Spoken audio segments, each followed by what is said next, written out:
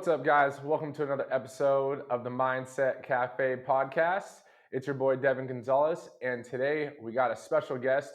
We got Philip Sessions, owner of Speaking Sessions podcast, as well as Speaking Sessions coaching program. He has a blog and everything, and we were just on his podcast the other day, and I wanted to bring him on because his ability to communicate, as well as his ability to transform others' journeys and professionally through their communication and their mindset, is just amazing. And it's communication is one of those things where I want to touch base on today with you, Philip, as well as mindset, because I think it's so important that others learn how to communicate. It's not just speaking in just layman everyday terms, but there's a whole mentality of how you actually communicate with others, right? Yeah. Yeah, for sure. Well, hey, I appreciate you having me on, first of all, and excited to get into the realm of communication, public speaking. Those are super broad topics, but I know we're going to dive into those more specifically. But when most people think of public speaking or communication, they think about speaking in front of hundreds or thousands of people on a stage. And in fact, that's most of the time what you're not doing. And most people are on a one-to-one conversation like we are today, and yet they still can't get their point across with that person. So Exactly. love the subject we're going to talk about today, and can't wait to get into it some more. Awesome. What how did you start on this speaking and communications journey yourself? Like, what led you into this career path? Yeah, it was really for selfish reasons. I wanted to get on stage myself, not to boast myself, be like, oh, look how great Philip is.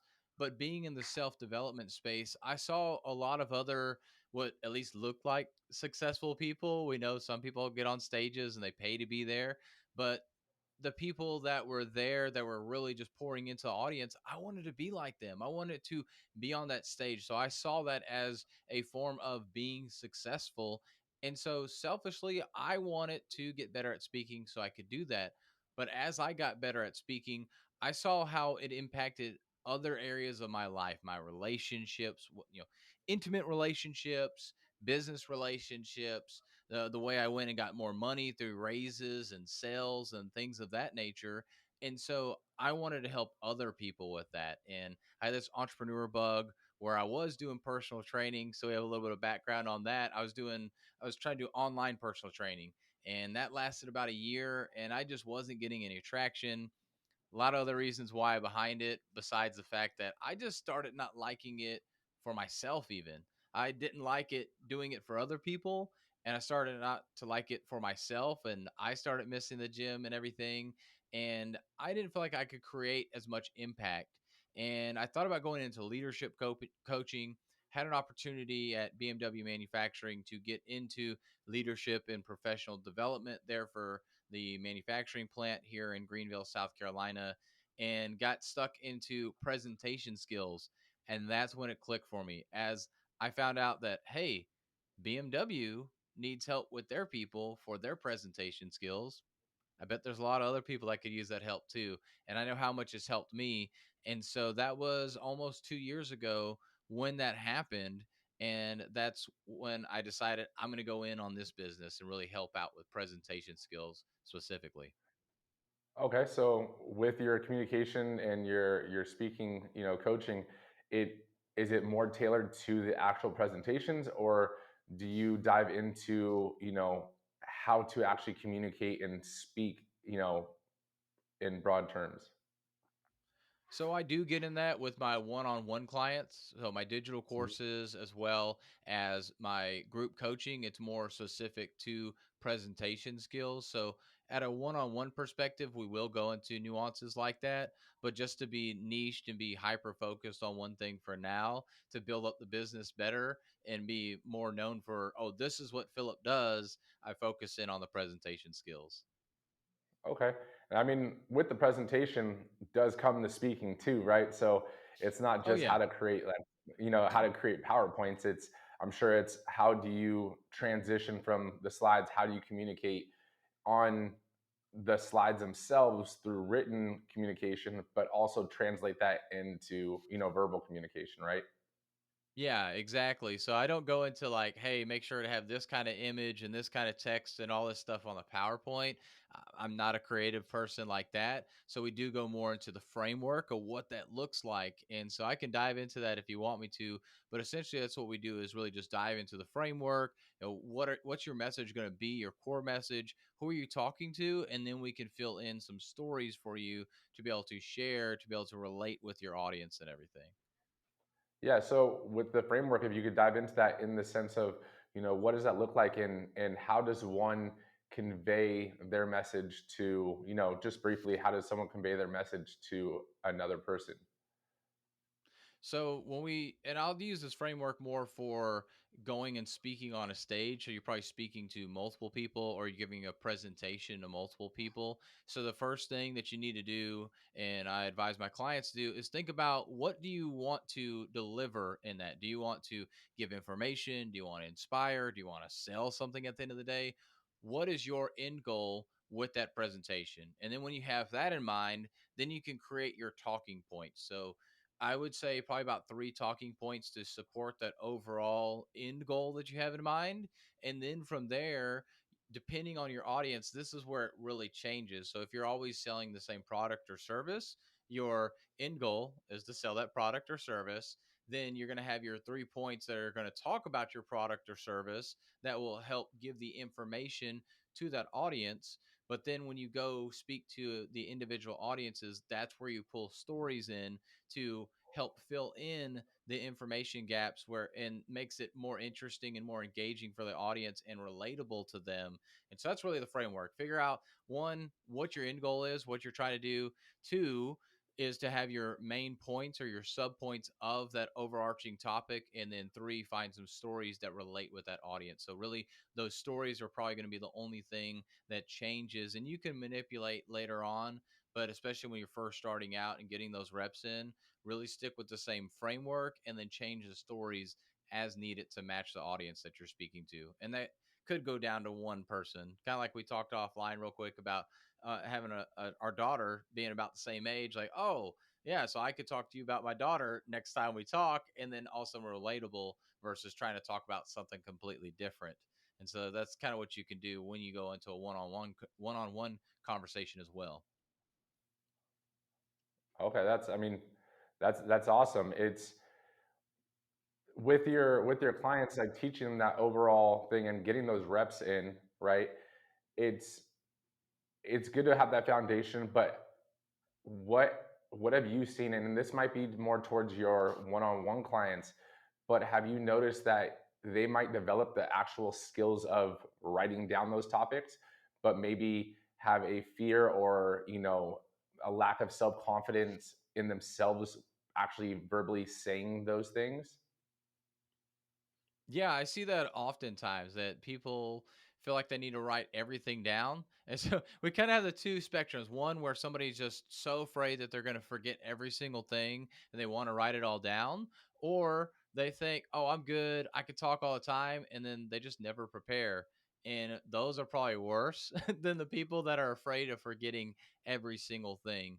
And so why I have this framework is because it's really a skeleton outline and it's really a roadmap for you. So, hey, my end goal, this is my destination. I have my 3 points. So along the way, I need to go through the let's call it through these cities or something. So let's say I try to go out to Los Angeles from Greenville, South Carolina. Well, I know I'm probably gonna try and get down to I-10 some way. So for me, I've got to take 85 down to Atlanta, go down to Mobile and I-10, and then I'm going to go through Houston and there's some other cities, so I can kind of talk about, okay, Atlanta's a stop for me to talk about. Mobile, Alabama's a stop for me. Houston's a stop for me. And so those are kind of like 3 points I can talk about on my journey to Los Angeles on I-10. And so trying to give an example there for you, but that way, like, as you're navigating to your end goal, that you have certain points that if you forget where you're at, once you go here is this kind of your recalibration point, and you can go back to this and talk about those certain points.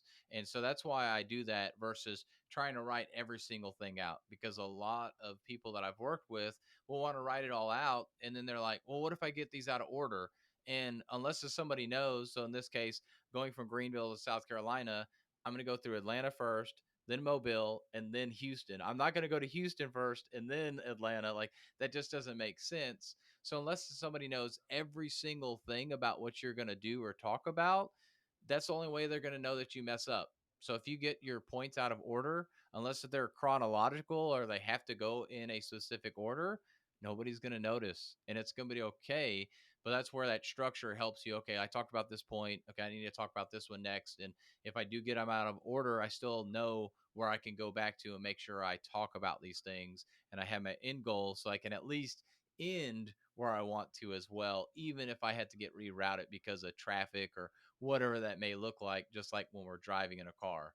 So Okay. that's usually what I find, that people feel like they need to write everything out when they really don't. And just really having that structure and filling it in with their stories is what it really helps and actually gives the most value to the audience as well, versus just a bunch of data and information. Okay, that's awesome. And have you, for yourself, have you always been like comfortable speaking in front of crowds, or in, obviously one-on-one communications a little bit different, but like for yourself, have you always been just comfortable at doing class presentations in school and stuff too? No, not at all, man. I was nervous as could be when I was younger. Fourth grade was probably a little bit of a pivotal point where I started stepping out of my comfort zone a little bit, because in third grade I had missed a day of school, went back to school the next day and asked the teacher what I missed. She had no clue I missed. But I like just barely stepped out of that comfort zone. And then senior year of high school, I stepped out a lot more with friends. I'd be super outgoing around people that I knew a lot, but if I didn't know them at all, I'd go back and be that shy, quiet kid. And then got off into college, and it was everybody except for trying to date somebody. When it came to approaching women, nope, don't count me in. And then getting into the corporate world, it was kind of a similar thing until I finally got tired, sick and tired of managers passing me over. They would get all the information from me. I have a degree in electrical engineering, so I'm very technically smart, and so I could do the technical stuff.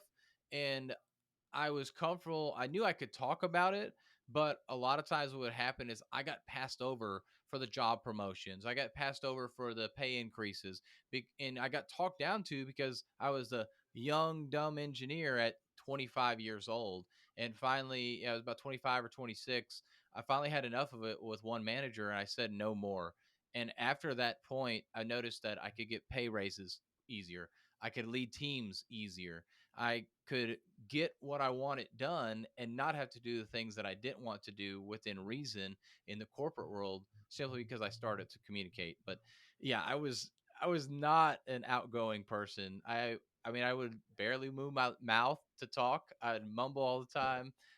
And I would even like just answer the question, and that was it. Like, here, I'm kind of rambling on a little bit. I would just be like, oh yeah, I was a shy kid. And then I'd just shut up, and it would be the most awkward conversation ever. So it's came a long No, ways I for get it. sure. No, I mean, that's awesome that you've came this far and now you're actually able to help others go through that same journey, right? Hmm. Um, what so the pain point was you realizing that it was enough, right? It wasn't the fact that you Hmm. weren't dating girls and stuff. Obviously that was a cherry on the top, but it was the fact that you weren't able to communicate. You realized that others were able to communicate at least more than you, and you realized it was a hurdle or a limiting factor in your personal and professional growth. What was the Yeah. first step that you decided to do to start to change that? Because obviously you've had that pain for a while, but what was that mindset shift that allowed you to, make that action, and what was the action? So it was, I don't really know exactly what the mindset shift was. I just really felt that I just felt crummy being in this position where, and I was in Statesboro, Georgia at the time. I didn't know anybody. I moved there for the job after I had moved to Greenville for a year. moved down there for a pay increase, wanted to get back in oil and gas, but I just kept getting talked down to. And it was funny because we'd go into these engineering meetings and I would talk for 50 minutes of every hour long meeting about all the project I was working on. We had three other engineers. And yet every time they would talk to me, it was like, oh, why aren't you working on this one? Why aren't you working on that one? Like, well, you've got me on 15 different projects that I'm trying to move forward. And so I just kind of got fed up with that. And I decided I want to get back to Greenville. I wanted to get back into programming control systems. And that's a whole nother subject. But I wanted to get back into something that I had done before. And so just making that job change is what really started that. And I realized that I could control my income more by just saying it. And so when I went to this company, they wanted to start me at a certain rate, and I said no, that's too low. And we negotiated some, and really just talking through that. But that was kind of a pivotal moment for me, was the fact that this manager kept talking down to me, and I would say something and nothing would change. I was like, you know what, never again. I'm never allowing that to happen again. And this was just 6 years ago, by the way, just to put this, oh no, sorry, 7 years ago, to put this into a timeline that I started doing that. And then from there was really just starting to do a podcast. I started my first podcast probably a year after that, and doing social media videos, just posting on social media. And so just that, deciding on my own that enough was enough, and then starting to take some kind of action on speaking and communicating, is what's gotten me to where I'm at today, and was really the start of me speaking. You're right. So that mindset shift right there was that enough is enough, right? Mm, You've had that pain point. It's obviously bothered you for a while, and then it allowed you to grow that self confidence and realize that you are the controller of your destiny, right? yeah. So with your with you taking that action, like did you buy any books on communication? Did you take courses? Did you hire a coach back then? Like, what was that journey from not being a speaker and answering closed-ended sentences, answers, to how you are now? So it was probably 2019 before I actually ended up joining anything. Maybe I read a couple books. I can't remember those books off the top of my head, if I did read any in the meantime about speaking, because also with this, it was just, I had been reading things like Rich Dad, Poor Dad, Think and Grow Rich, all these classics that we read in the self development world. And from that, and then going to events like GrowthCon 2, or yeah, 10x GrowthCon 2, and everything, that I started seeing this stuff, but it never really clicked about the speaking side until 2019, when I finally decided that, hey, I need to get some help. And that's when I joined Toastmasters. And Toastmasters helped me out a lot. It gave me a lot of confidence, gave me opportunities to lead a group of people, because I became the club president within a year of joining that club there at Toastmasters. And that's where I got my quote unquote formal education. I've got the this is a good book here. I've got a couple others that I think are over on the floor, but The Exceptional Presenter, this one to me is a really good, gives you super detail about like different topics on presenting itself. And it goes in, like I said, a lot of detail. I kind of say more like science type detail instead of telling you through stories. But I think that's a really good book, and that's by Timothy Kogel. And so that's one of the ones I've really enjoyed, and read several other books as well that I can't remember off the top of my head. John Maxwell, The 16 Laws of Communication, is what I'm reading right now, which is a more recent book. And so those have been books that have been helping me to learn, but also just through trial and error, figuring out what works well for me, what doesn't, going back and reviewing my videos, and then just putting in the reps.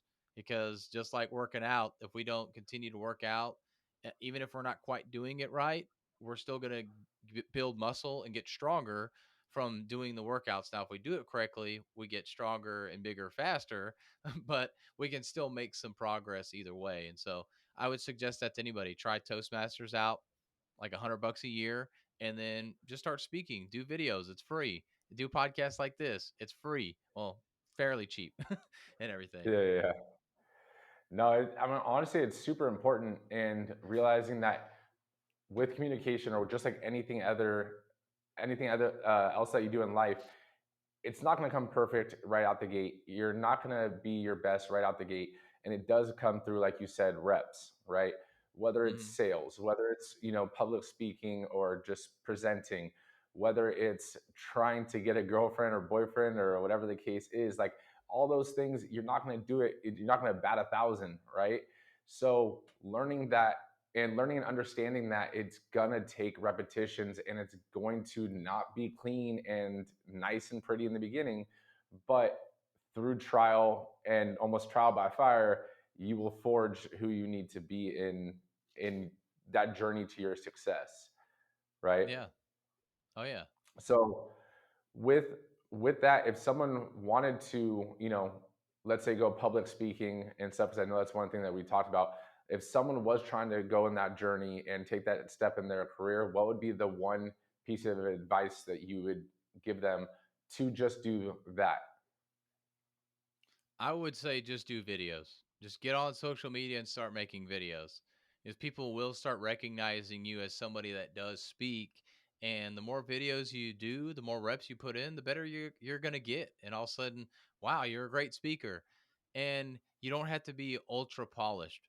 You don't have to get rid of all the ums and the ahs. It's just about being comfortable speaking.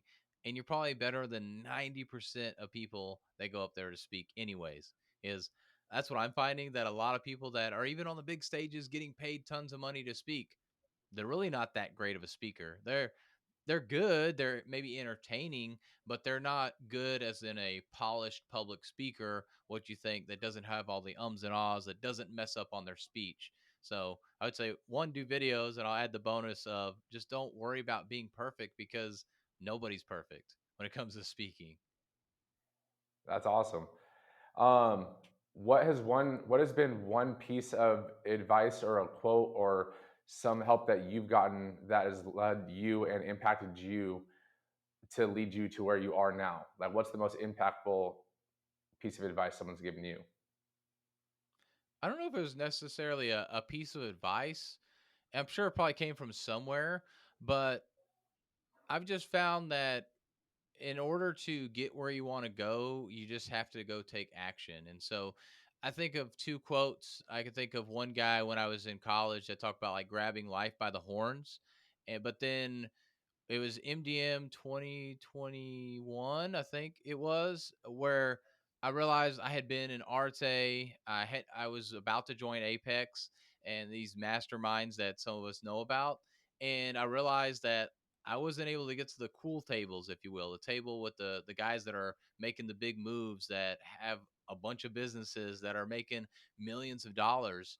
And while I wanted to be at those tables, I understood why I wasn't there, because I wasn't doing those same things that if I even got the opportunity, I wouldn't be ready for it. And so I realized that I needed to build my own table. And so that's really what I've just started doing, is started to build my own table rather than trying to get a seat at somebody else's table. Because I think a lot of us have heard that quote before, that, hey, if there's not a seat, make one. Well, screw Yeah, that. I don't want to have to go try and make a seat and basically beg to get there. Nobody invited me there. That's why there's not a seat for me. So I'm going to make my own table, and I'm going to bring my own people and have my own chairs that are going to be there for the people that I want around my table. And eventually, because I build my own table, those people will invite me to their table and they'll have a seat for me. And so that's kind of the motto I've been living by. no, that's awesome, and honestly, I completely agree with you. Um, so honestly, I completely agree with you on that. It's one of those things where it's like, why do you want to make your own seat at that table versus join in and find either be invited or get like-minded people that want to be around you or that you bring up, and now you have your own table, right? Yeah. So that's amazing. With your public speaking and your podcast, where does someone find you or learn more about you? Because honestly, like some of the content that I've been watching from you on your social media is amazing. Like the way you're able to just communicate in your short form as well as every single time we speak, you it's awesome and it's a great time talking to you. But just I don't want to put this kind of in the middle because I don't want people to miss it. Where would someone find you and listen to your stuff? Yeah, well, first of all, I appreciate that compliment there, but you can go to my website, speakingsessions.com, or Facebook's probably my most active, and that's facebook.com/, the real Philip Sessions. Unfortunately, the other ones weren't taken, so I had to be the real one. But no, those are probably the two best places to find me. Okay, awesome. And honestly, like I liked your play on your podcast and your branding, the speaking sessions, and with that being your last name, that was an awesome little twist. How is your how is your motto and stuff that we've been talking about? How is that journey looking like? Your tagline. It's coming along. I feel like a lot of momentum has been happening here lately. Actually, the last couple of months this year have been really good. So we're recording in October of 2023, and things have been picking up for me. A lot of steam coming along, getting more traction than I have been in the past and everything, and just gaining a ton of confidence. So it's really coming along to be able to get more people and help them out to be able to get on stage. So getting that recognition of, not just to get on stage, but just be a better speaker and presenter. So it's, yeah, definitely coming along. And really one of the things that I've done, and maybe we can dive into this too, but what I've done to help myself get on stage. So if you're this person that's hoping to get invited to a stage, rather than waiting to get invited, because if you're a no name speaker, you're most likely not going to get invited to go speak on a stage unless it's your friends. So what you can do instead is go create your own. And now you don't need to go spend $100,000 on some kind of big flashy event. You can literally start doing lunch and learns, or even some of the smaller, like just a little coffee networking thing where you bring people together about around a certain subject and you can talk. Even if it's just like a, hey, everybody, thanks for coming out. I hope you enjoy the networking that we have here. We're going to do this every first Thursday of the month, or whatever you want to throw there. And that's literally your repetition of just being able to speak in front of a crowd and get comfortable with that. Or you can go to the lunch and learns, partner with somebody on that's complimentary to you, and you talk on a certain subject, each of you, that's around, let's just say, marketing for a general subject, and each of you talk about something within that marketing sphere and bring people in, and there you've got 20, 30, 40 people that you're speaking in front of. And you do this time and time again, you get comfortable, people are going to see you, film it for sure, so you have that footage so you can use it for social media and proof that you can speak. And that's what's going to help you build that table so you can get invited to somebody else's and go speak on their stage. Well, that's genius. That's think outside the box. You don't always have to speak in a stage, and it's not every one of your friends or family is gonna have that same desire to do that same thing. So find those like-minded individuals, just like how we met, right? We met in Yeah. Texas at an event. Um, but you can create your own little mini events or create your own little mini marketing centers or sessions. Um, Yeah. what does your journey or growth look like or has looked like since you started? Like, did you have to overcome any confidence or self-beliefs or almost imposter syndrome coaching others on something that you were once lacked confidence in? Yeah, I mean, just having the fear that people, if they pay me to coach them and I can't get them the results, I had to get over that. And the real thing is, as a coach, I mean, that's what you're trying to sell. You're selling this intangible thing, but at the end of the day, you can lead a horse to water, but if they don't drink, that's not your fault. So same thing when you're coaching, you can educate somebody and give them all the tools and resources and the time and attention, but if they don't ever apply it, that's not your fault. And that was probably one of the hardest things for me to realize. Like, man, I just was so worried that if I charged somebody any amount of money and they didn't get the results that they were looking for, that it was going to be on me and I was going to look bad. And as long as I deliver, I know that they're going to get those results. That was probably the first thing that I had to get through. And the second thing is really just being more systematized. I guess being a visionary, being an entrepreneur, I don't necessarily need to have systems, even though I have the engineering background, but I can see it and I know where to go. But then having people understand what that meant and looked like, that was difficult, and that was a difficult sell. So really coming up with like some systems and processes and saying, hey, here's kind of the journey of what the speaking coaching will look like.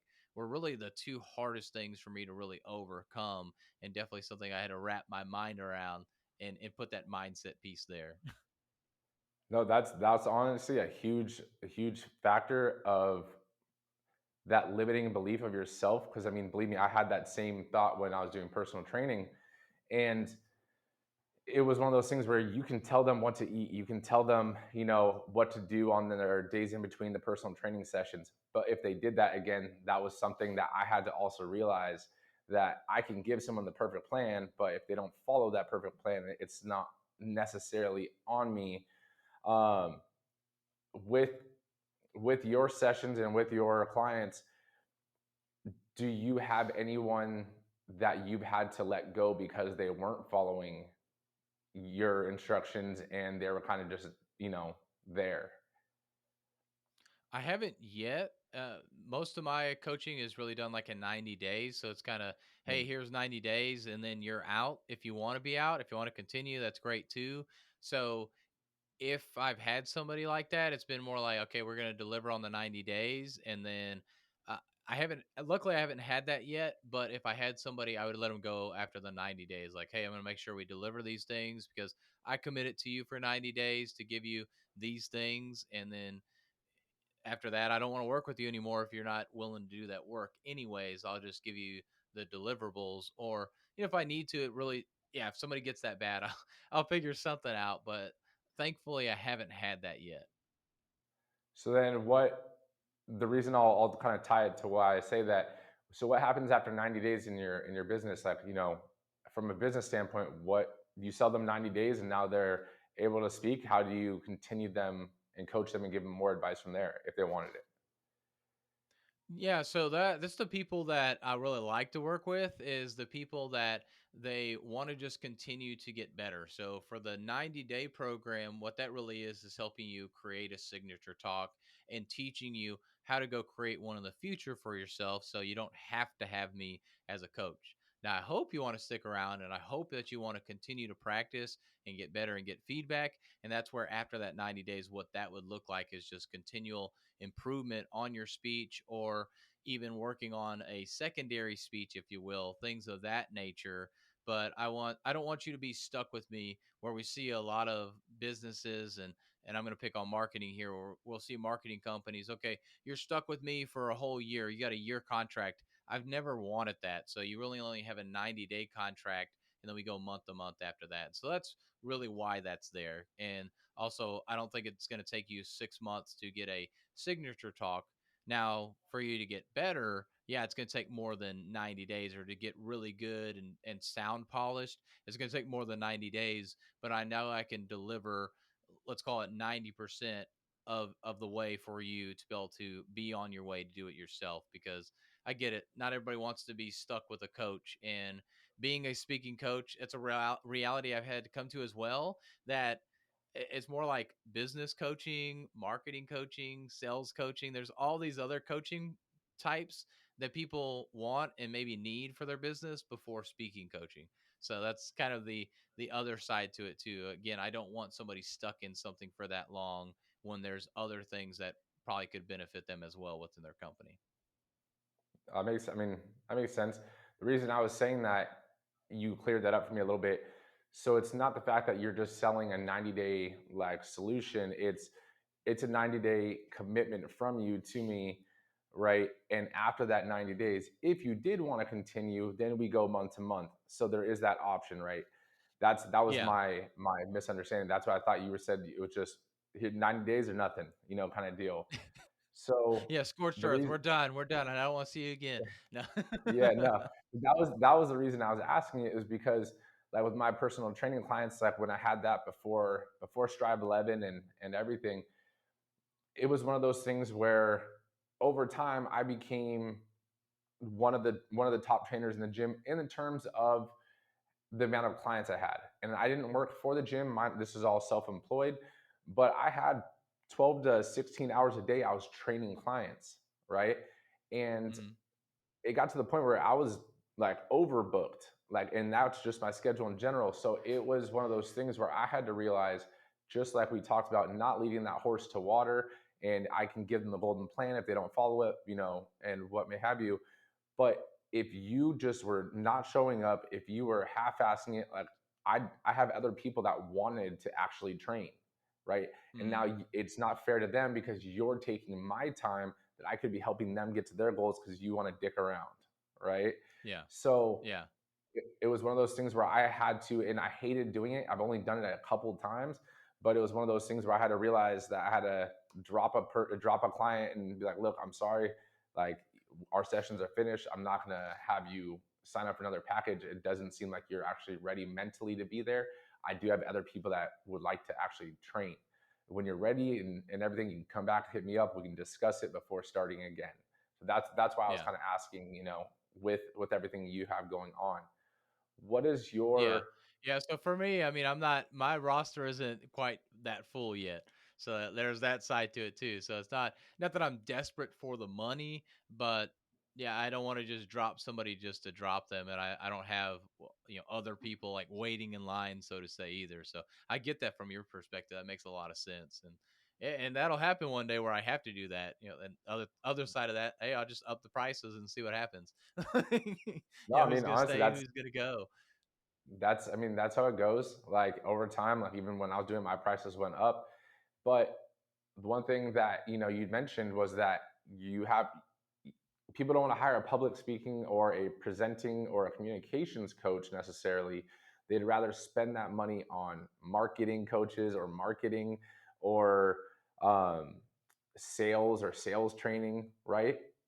Mhm. But in reality, marketing and sales and pretty much anything in life ties back to communication, right? Yeah. So I think your mindset, you're limiting your belief on what you actually do and are able to do because you're just saying that you teach people how to speak and present a skill. No, you do that, which helps in marketing, which helps in sales, because without being able to communicate and speak, you can't sell anything, you can't Yeah. market, because all marketing is presenting, right? Yeah. Yeah. You're right. Yeah. Calling me out right there. You're exactly right about that. And I guess, yeah, I did put that on myself a little bit, having that limited mindset there. But at the end of the day, that's what people are thinking. So, I mean, you're right. I do have that limited belief right now, it's saying that. But that's what a lot of people have been saying to me, which goes into the whole mindset thing of why we start thinking some of those things because everybody Hmm. else is saying it. So it must be true. Yeah. So I appreciate Yeah. you pointing that out because you're exactly No, of right. course. I mean, that's what the Mindset Cafe is about. It's about these open discussions. 'Cause, I mean, I didn't even realize that that was like the mindset behind what we've talked about a few times with your coaching. But if you really think about it, like you could up your clientele easily by conveying this. And believe me, I've seen you speak, and I've watched your videos. Right? I know you know how to do this. I think you just have to shift like your mindset of being limited to I'm just here to teach people how to speak versus hey, I'm here to teach people how to speak to improve your sales, to improve your marketing, to improve your Mm. relationships. Are you able to, get that significant other? Are you having troubles with communicating or connecting with your kids? Right? All those things, Yeah. it's what you do. It's just the message, like you said, the message you're trying to get across, right? You could put Yeah. any message at the end of that, and you can adapt to any skill. You're limiting your niche to public speaking, but like we've discussed, that's not necessarily the only thing you do because you're great at communicating just your point across, and the way you speak and verbalize things is awesome. So I think you need to Mm. broaden your mindset and realize that you honestly bring so much more to the table, and speaking sessions is ready to grow outside of just where you think it is from being told by others and limiting their constraints on who they think you are. Man, you're spot on there, man. Yeah, that's definitely something is I've been telling myself as well. Like, okay, I mean, at some point, right now, this is another limiting belief I've kind of put on myself and other people have put it on me too. That is like eventually I want to go towards more of a business coaching aspect within there because of communication and speaking and how that impacts your business and everything. But I'm like, well, I haven't really ran a successful business yet, so I don't want to have that business coaching arm within my coaching, if you will. But yeah, it's just a limited belief right there. And you're right, it does impact so many other things. And yeah, and I need to convey that message better to potential clients and everything. Because yeah, you're totally right that if your communication is bad, that everything else is going to be bad. It doesn't matter. And so yeah, I need to lean into that more. So what's your next step, like in your company plan of growth, right? You have your group sessions, you have your one-on-one sessions, you have the podcast slash blog and website. But what is that next thing that you're looking to grow towards? Or do you have something in So mind? yeah, so I have a few more weeks. So I don't know exactly when this episode will come out, but it'll probably be late November whenever I launch a digital course. So it's kind of going on the other side. So before group coaching or one on one coaching is the digital course to be able to give everybody some tools without having to be on a time constraint with when can they work with me kind of thing. And then on the other side, and this will take some more time just because I need to be able to have that time commitment is really going into companies and doing actual like corporate trainings where I help with those presentation skills, where we go into communication skills, where we talk about leadership topics and really just communication and public speaking more in a general sense to help you be able to move your business forward because communication costs a lot. And I was looking at an article the other day. It's about $4,200 per person that communication can cost you a day. And so you think about Wow. that, with one or two people, not a big deal. You get to a company of 100 people, that's almost $500,000. I mean, you're throwing $500,000 out simply because your communication sucks. And you get bigger than that, and it's probably worse. I mean, I've been in meetings to have a meeting to talk about the meeting, or we're going to have a follow up meeting because we didn't talk about anything in this meeting. We're doing it all the time. And if you look around the room, you're talking about a meeting that probably cost $1,000 or $2,000 based on how much time was spent and how much you're paying those people, how much those people, if they would have been on a sales call or doing something else, could have generated more money. And so you end up spending a lot of money on meetings, but we want to just throw meetings in the calendars just to say we're busy. And we're not getting anything across or actually moving the business forward with that. And so communication does impact the business a lot. So I see myself getting more into business communication, working with executive teams as well as maybe their entry level employees, but management and everybody eventually. Oh, that's awesome. That's awesome. So before we, wrap this up, what is one message that you want to leave to the people, if you will, right? But no, that one message that you hold true and hold deep to yourself, that if you that was the only message that you could leave on this earth before you passed, what would it be? It'd be to go take action on whatever's on your mind. If something is on your mind, it means that you're meant to do it. God put that thought in your heart and in your mind. And so why are you squandering that? You need to go take action on that. And whether it comes to fruition or not, at least you took action on it at the end of the day. But I truly believe that the things that come into our mind that we think about doing, that we need to just go take action and see how it plays out. Because there's a reason why that's on your mind. That's awesome. Hey, Phil, I want to thank you so much for coming on and taking the time out of your day, and everything, because honestly, I do appreciate it, and your ability to communicate not just through videos, but through your podcast and through your presentations and everything is astounding. And honestly, I look forward to seeing your continued growth over the next few months and few years. Yeah, thanks, Devin. I'm honored to be on the podcast and honored to be able to just have a conversation with you and looking forward to seeing where you're going with Strive 11 and everything. Thank you. I'll definitely be in touch with you, and we'll talk about some of the things that we talked about today. And I got some ideas for you. Nice. Sounds good. All right, brother. Have a good day. You too.